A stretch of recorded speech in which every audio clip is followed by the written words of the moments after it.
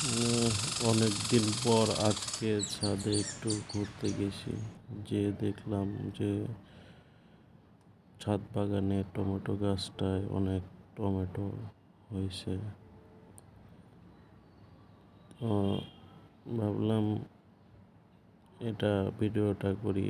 আর টমেটোর যে সৌন্দর্যটা আসলে আমাকে মুগ্ধ করেছে, যা খুব ভালো লাগলো দেখে। তো ভাবলাম সবার সাথে শেয়ার করি, এই ভেবে ভিডিওটা শুরু করি। আর ভিডিওটির শুরুতে আর একটু বলতেছি, সবাই যারা যারা দেখতেছেন সাবস্ক্রাইব করেন আর পুরো ভিডিওটা দেখেন। কারণ ভিডিওটা করার উদ্দেশ্য হচ্ছে ছাদের যে বাগান করা যায় এটা আপনারা শিখতে পারবেন।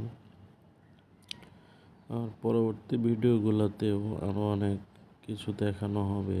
এই জন্য এই চ্যানেলের সাথে থাকলে আপনারা মোটামুটি অনেক ধরনের ভিডিও পাবেন। আর চ্যানেলে আরও অনেক ভিডিও আছে যেগুলো আপনারা দেখতে পারেন। আর সবাই ভিডিওটা দেখলে অনেক ভালো লাগবে, কারণ কষ্ট করে ভিডিও করি সবাইকে দেখানোর জন্য এবং সবাই যেন পুরো ভিডিওটা দেখে এই জন্য।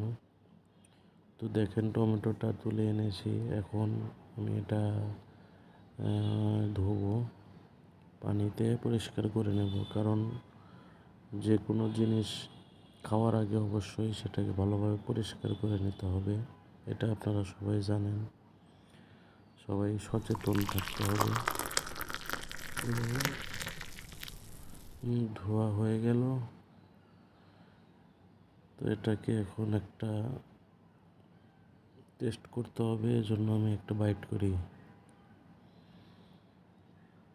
তো কিন্তু টমেটোটা তেমন একটা ভালো ছিল না, সত্যিটা বলেই দিলাম। কিন্তু আগে পরবর্তীগুলো আরও কেমন হয় এই জন্য নেক্সট ভিডিওগুলো দেখার জন্য আমন্ত্রণ হইল। আর দেখেন আমার ডালিম গাছটাতে অনেক ফুল এসেছে। পরবর্তীতে এই ডালিম গাছে আসলে কতটা ফুল থেকে আসলে কয়টা ফল হয় এটাও আমি রিভিউ দেখাবো। ভালো থাকবেন, ধন্যবাদ।